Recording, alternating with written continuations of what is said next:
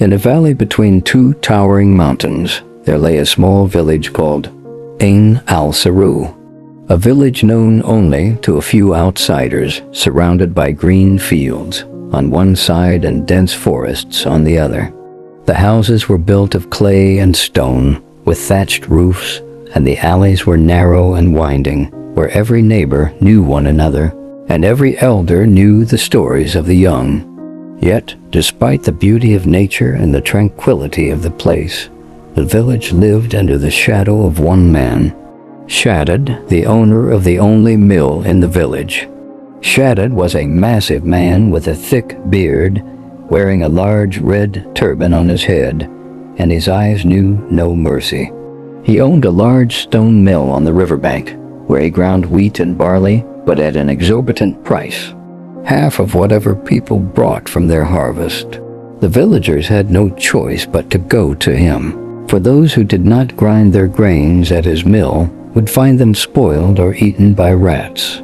And so Shaddad grew wealthy. His house was made of white stone, its grand door carved from ornate wood, guarded by a man wielding a thick club. On the edge of the village near the forest lived Salim, a young man in his 30s, slender in build, but broad-shouldered from years of chopping firewood. Salim had lost his parents when he was young and learned to rely on himself. He worked cutting and selling firewood and tended a small plot of land that barely fed him for a day. Yet his heart was kind. He helped the poor despite his own poverty and shared his bread with those who had none. On cold winter nights, when the women gathered around the fireplace, they would whisper of Shaddad's cruelty and greed, dreaming of the day he would leave or his mill of injustice would stop. But no one dared to confront him, for he was a man of wealth and power, and his voice roared louder than any other in the village. One day, as Salim pulled his wooden cart full of firewood toward the market, he passed near the mill and saw Shaddad shouting at an elderly woman who couldn't pay the full grinding fee. Shaddad shoved her sack of wheat into the river and said in a gruff voice, "Those who cannot pay do not deserve bread." Salim stopped in his tracks, fury burning in his eyes. But he remembered he was just one man with no support, so he walked away in silence, whispering to himself, "Injustice does not last, but how will it end?" The night was quiet, and the full moon cast its silver light over the village, while the cold wind howled through the trees of the forest. As usual, Salim went out to gather firewood before dawn, as he liked to start his work early before the villagers awoke. But that night was not ordinary. As he walked along a narrow path in the forest, he spotted a blue light glowing among the rocks in the distance. He stopped and stared. It wasn't the light of a fire or a lamp, but rather a strange, pulsating glow, like a living heartbeat. He hesitated for a moment, but his curiosity got the better of him, so he slowly approached until he found himself standing before a small cave he had never seen before, as if the forest had hidden it all these years. At the entrance of the cave sat an old woman, her long white hair flying in the wind, her eyes gleaming like embers. She sat on a rock, and in front of her was a large, smooth stone from which the blue light emanated. She looked at Salim as if she had been waiting for him for a long time, and said in a calm yet deep voice, "Come closer, son of the mountains. You have come at the right time." Salim felt a shiver run through his body, but he tried to sound brave as he asked, "Who are you, and what is this stone?" The old woman smiled a mysterious smile. "I am the keeper of secrets, and this stone is no ordinary stone. It is the heart of the Enchanted Mill." Salim stepped closer and asked, "An enchanted mill? What am I supposed to do with it?" She raised her hand as if offering him something precious and said, "Take this small stone and place it in any mill, and it will turn, giving you flour without grain." "What?" She paused for a moment and stared sharply into his eyes. "Beware of using it for greed or harm, for the mill obeys only pure hearts. Whoever thinks of injustice will be swallowed by it, just as a river swallows a small pebble." Salin remained silent, trying to make sense of what was happening. But the old woman placed a stone in his hand and said, "Remember, goodness first, and sustenance will come to you from where you least expect." As soon as he took the stone, the blue light vanished, and the old woman disappeared like smoke in the wind. Salin looked around. No cave, no large stone, no trace of anything, only the small, warm stone in his hand. He returned home, torn between belief and doubt, but he decided to test it at dawn. With the first light of dawn, the fog crept between the village houses, and roosters crowed from the rooftops. Salin left his house with the magic stone hidden in his pocket, concealing it in his hand whenever he slipped it into his coat. His heart pounded fiercely. He didn't know whether this was a crazy adventure or if there was truly magic in his grasp. He reached the riverbank where Enchanted Mill stood, that massive building with its dark stone walls. The sounds of the river mingled with the creaking of the mill's wheel as it turned slowly. Enchanted hadn't arrived yet, but the guard sat in front of the door, half asleep. Salin waited until the guard dozed off further, then slipped through the side door. He knew the place well from his many visits to grind wheat. He approached the millstone, those gigantic stones that required tons of wheat to produce just a little flour. He reached out and placed the magic stone into a small opening beside the millstone. Suddenly, the mill shuddered as if waking from a deep slumber, and the wheel began spinning at an unusual speed. In less than a moment, white flour started flowing from the chute, soft, fresh, with a scent like warm bread. Salin couldn't believe his eyes. He filled sack after sack until his wooden cart was full. Then, as the old man had instructed, he didn't head home first. Instead, he began distributing the sacks to the homes of the poor. At first, they looked at him in astonishment. Asterisk, "Where did you get this flour, Salin?" He smiled as he handed it to them. Asterisk, "God's providence, everyone gets their share." In the marketplace, people marveled at the abundance of flour, especially since no one had seen him buying grain. But their joy outweighed their curiosity, for they had grown accustomed to hunger, and this morning was special. Until Enchanted arrived at midday and found the mill cold, as if it hadn't turned in days, while the village was filled with flour. Furious, he shouted at the guard. Asterisk, "Who used the mill?" The guard stammered and swore he hadn't seen anyone. But Enchanted, a man who knew every cent in his mill, sensed something strange had happened. That evening, Salin sat in his house, the stone glowing faintly in his hand, under the lamplight. He pondered. Asterisk, should I keep this a secret, or spread the good to all? But his kind heart wouldn't let him be greedy, and he decided to make the mill turn every day so that hunger would never find its way back to the village again.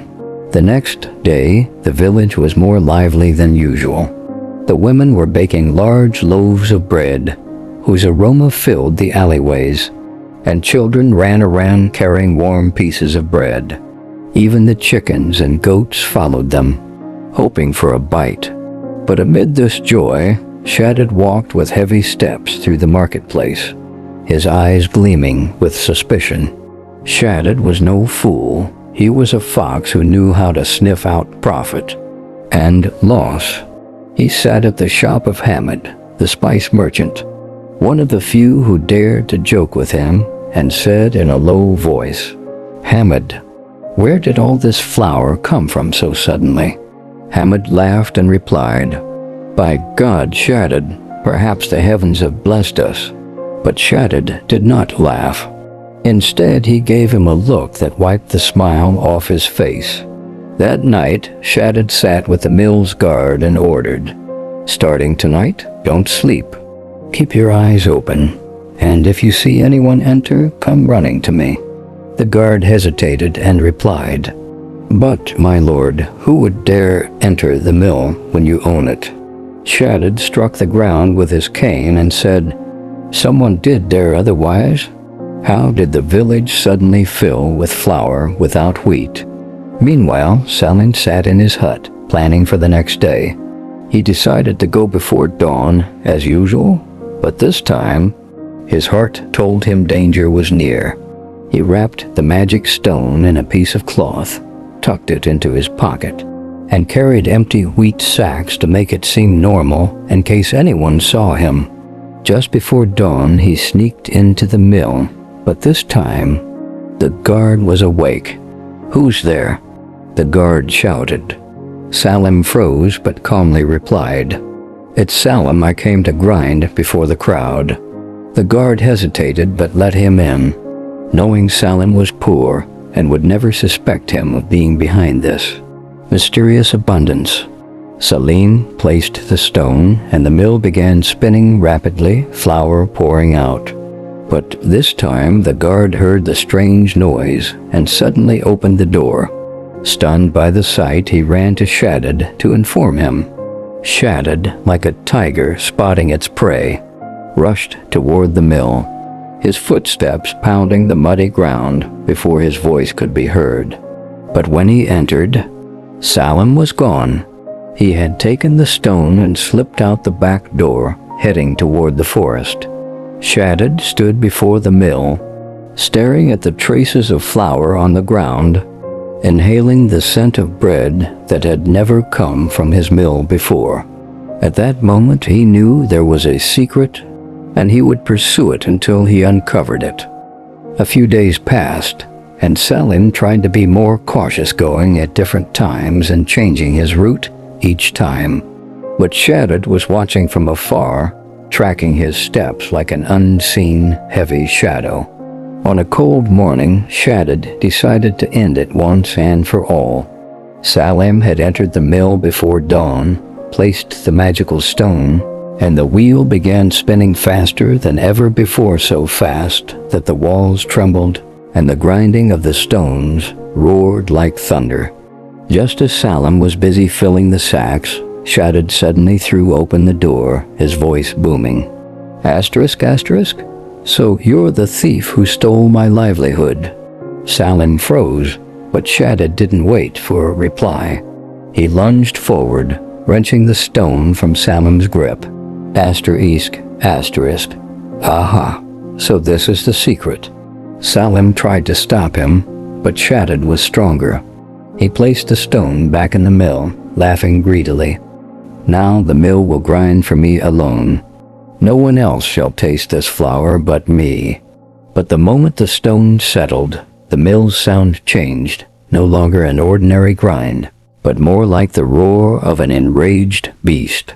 The ground shook, the wheels spun wildly, and instead of flour, a freezing gust of wind burst forth, as if the river itself was sucking everything inside. Salim staggered back, shouting, "Shaddad, take out the stone. The mill only obeys pure hearts." But Shaddad ignored him, gripping the wheel as he screamed, "Asterisk, asterisk. This is mine now." Suddenly the millstone's opening split, like a monstrous maw, and a black vortex formed in the air, pulling Shaddad in with terrifying force. He clawed at the stones, but his hands slipped and the mill swallowed him whole before Salim's eyes. Then, just as suddenly, the millstone closed, falling silent as if nothing had happened. Salim stood stunned, his breath ragged, his eyes refusing to believe what they had seen. All that remained of Shaddad was his red turban, dangling on the mill's edge before it, too, fell into the river and vanished with the current. For long minutes, Salim stood motionless, listening to the murmur of the water and the wind outside. Then he took the stone, wrapped it in cloth, and understood one truth. This power was no toy. After Shaddad disappeared, calm settled over the village. At first, no one dared to approach the mill. The tale of the whirlpool spread among the people like wildfire. Some said Shaddad had been taken by jinn, Others claimed the river had swallowed him, and some whispered that the mill had devoured his greedy heart, just as the legends had warned. As for Salam, he never revealed the secret of the stone to anyone, but he never stopped doing good. At every dawn, he would go to the mill, place the stone, and the millstone would turn, filling sacks with flour. Then he would distribute it to every house in the village, without charge. Months passed, and the face of Ain al-Saru changed. There was no more hunger. No one feared asking for their daily bread. Even the children began playing near the mill, as if it had become their friend, after once being a symbol of injustice. One winter night, the village elders sat around the fire, telling their grandchildren. Once there was a man named Shaddad who owned the river mill, but he was greedy. Then came a poor young man named Salam, whose heart was purer than water. Fate granted him the enchanted millstone, and from that day on, flour became free, and goodness in the village became an unbroken tradition. They say the stone remains with Salam, kept in a small wooden box, and it only emerges when the people need it. And whoever tries to take it for themselves will meet the same fate as Shaddad swallowed by the mill, disappearing into the depths of the river. And so, listeners, time proves that. Asterisk. When good comes from the heart, it returns to its giver multiplied.